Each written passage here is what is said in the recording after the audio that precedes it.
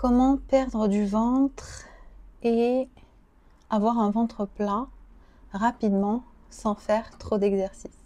Ok, ça c'est une question de Sabine. Bonjour et bienvenue à toi dans cette chaîne qui est dédiée à la perte de poids et à la perte de gras pour femmes selon le cycle et les hormones. Je m'appelle Mounia et je suis en mission pour t'aider à comprendre le fonctionnement de ton cycle et de tes hormones et capter en fait ces informations pour pouvoir les intégrer dans ta routine quotidienne pour que tu puisses enfin avoir les résultats que tu veux tant.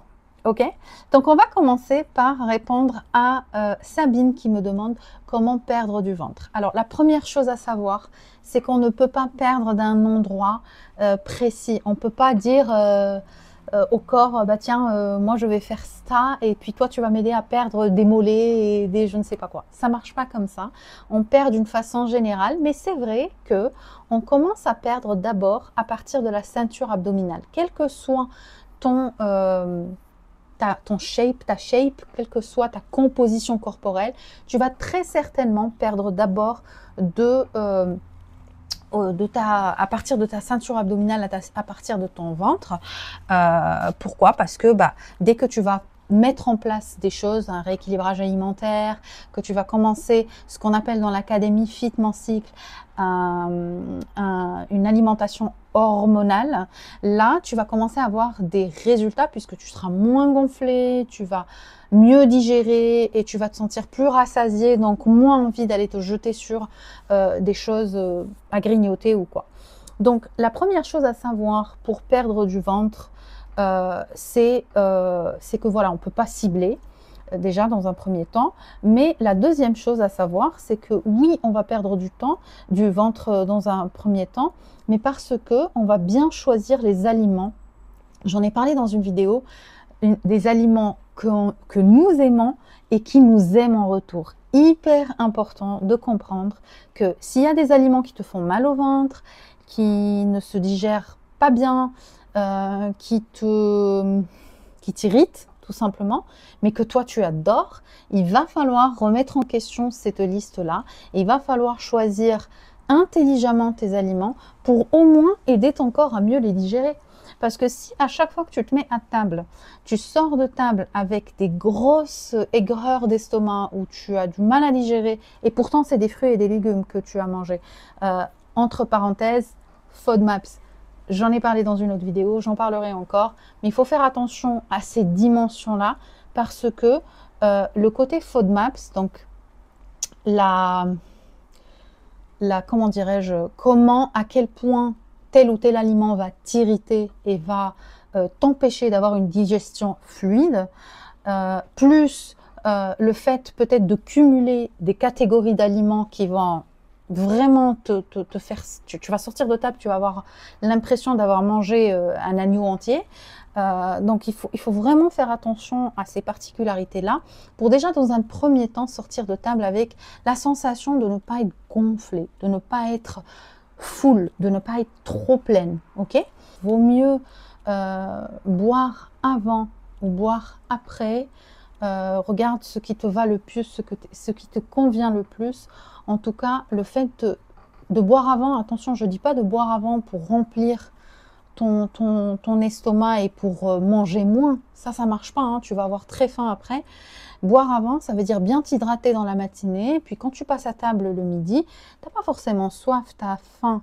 Donc tu vas te mettre à manger correctement et puis tu vas voir que en choisissant les bons aliments qui sont hormonal friendly, qui vont nourrir véritablement tes hormones et calmer ton système nerveux, eh bien tu vas réussir à sortir de table rassasié sans avoir cette sensation d'être trop gonflé. Ok? Ça, c'est la première chose. Deuxièmement, on parle beaucoup de jeûne, le jeûne intermittent, le jeûne pas intermittent, le jeûne de 24 heures ou le jeûne de 2 jours, 3 jours, etc. Moi, je suis vraiment j'adore le jeûne, mais, il faut absolument que tu comprennes que jeûner sans faire attention à ton cycle, à ton stade, où est-ce que tu en es par rapport à ton cycle ou à tes hormones, c'est catastrophique. D'accord? Je vois beaucoup de femmes qui ont compris que le jeûne intermittent, par exemple, le fait de, on dit skip breakfast, ça veut dire sauter le petit déjeuner, aller directement vers le déjeuner, etc. Ça les aide à perdre du poids. Elle te dit, mais moi, je ne jure que par ça. Pendant 6 mois, j'ai fait ça. J'ai perdu 20 kilos, j'ai perdu 30 kilos. Très bien, bravo, c'est super. Mais est-ce que c'est une stratégie que tu peux mener sur le long terme? Je te donne un exemple très concret. Dans l'Académie Fit Mon Cycle, on apprend à justement jeûner en fonction du cycle menstruel. Il y a des moments où tes hormones vont t'aider à jeûner. Elles vont même te soutenir. Elles vont même te dire, vas-y. Je te soutiens, tu peux jeûner, vas-y. Et il y a des moments dans ton cycle où tes hormones vont te dire, attention, là, à ce moment-là, on ne peut pas, on ne veut pas que tu jeûnes, on ne va pas le tolérer correctement et surtout, on va te le faire payer si tu le fais. Donc, il faut faire super gaffe aux exigences de nos hormones. Il faut vraiment tendre l'oreille et aller voir, aller s'intéresser à Madame Oestrogène, à Mademoiselle Progestérone, à Monsieur Testostérone. Moi, j'adore les personnifier. Je trouve ça beaucoup plus fun de leur donner des personnalités, etc. et d'essayer de comprendre chaque hormone à part entière pour en tirer bénéfice, tout simplement.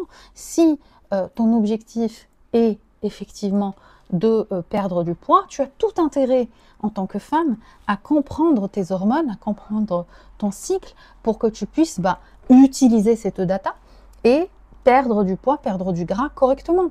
Maintenant, revenons à Sabine qui me dit comment perdre du ventre. Donc, le jeûne va vraiment t'aider à carrément aplatir ton ventre parce que quand tu ne manges pas pendant un certain nombre d'heures, il y a le phénomène de l'autophagie. L'autophagie, c'est très simple. Ça veut dire que ton corps, il est super intelligent. Il se dit, OK, il n'y a pas d'aliments qui rentrent, donc c'est le moment de faire le nettoyage. Donc, ce qu'il va faire, c'est qu'il va venir faire un balayage, un nettoyage. Il va venir manger les cellules dont il n'en a pas besoin pour justement aider le corps à rajeunir, à se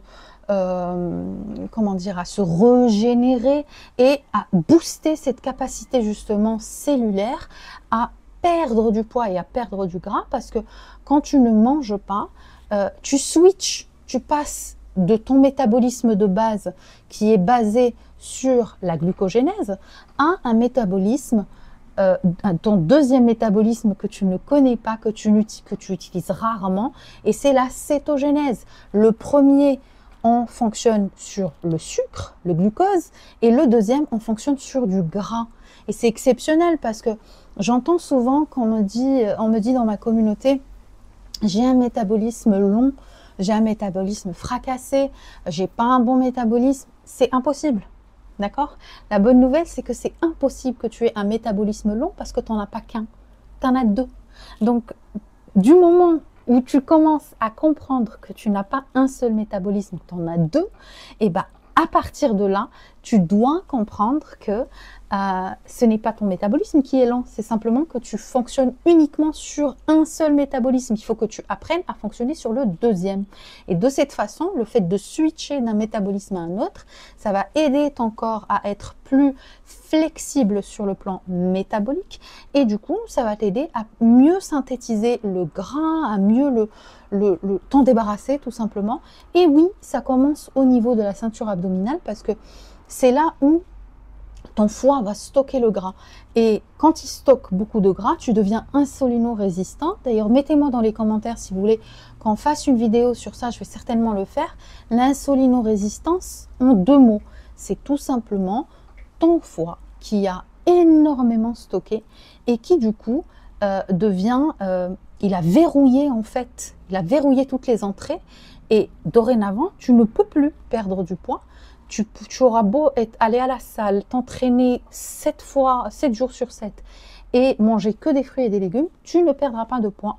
Le phénomène, le déclencheur qui va t'aider à initier une perte de poids, une perte de gras, surtout pour répondre à Sabine, perdre du ventre, ça va être de jeûner. D'accord? Super important parce que quand tu jeûnes, tu déclenches l'autophagie et du coup, tu déclenches la perte de gras. Okay, parce que tu passes, comme on a dit, de ton métabolisme glucogénèse à l'autre métabolisme qui est la cétogénèse. Donc, tu fonctionnes sur ton gras. Et le plus important dans tout ça, c'est que tu dois comprendre que tu ne peux pas jeûner tout le temps.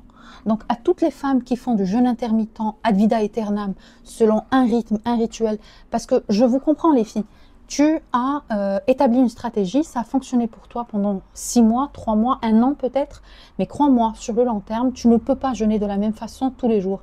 Tu ne peux pas manger un repas par jour tous les jours.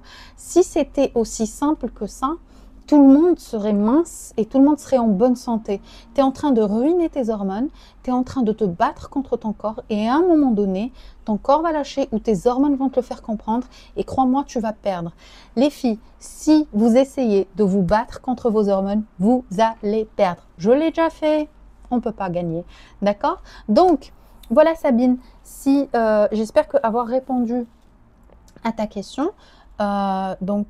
Qui consiste à comment perdre du ventre. Tu as bien compris, la première chose c'est déjà essayer de sortir de table, pas avec la sensation d'être tout à fait rassasiée, mais pleine, pardon, mais rassasiée plutôt, avec une liste des aliments que tu aimes, mais qui t'aiment en retour. Ok, ça c'est la première chose. Et deuxièmement, aie en tête que tu as 2 métabolismes et il va falloir que tu apprennes à être flexible, à switcher d'un métabolisme à un autre pour déclencher cette perte de gras qui, oui, va commencer par la ceinture abdominale. Voilà pour moi. Donc, n'hésitez pas à me mettre vos commentaires et à me dire si jusqu'ici ces vidéos vous plaisent. Ensuite, si vous voulez vraiment perdre du poids, perdre du gras selon votre cycle et selon vos hormones, n'hésitez pas à me le faire savoir, à prendre rendez-vous directement avec moi ou à participer aux masterclass que je fais tous les dimanches à 18 h et à rejoindre l'Académie Fitment Cycle, la grande famille des femmes qui jeûnent, qui s'entraînent et qui vivent autour de leur cycle et de leurs hormones. Moi, je vous dis à très bientôt. On se retrouve dans une prochaine vidéo. Bye!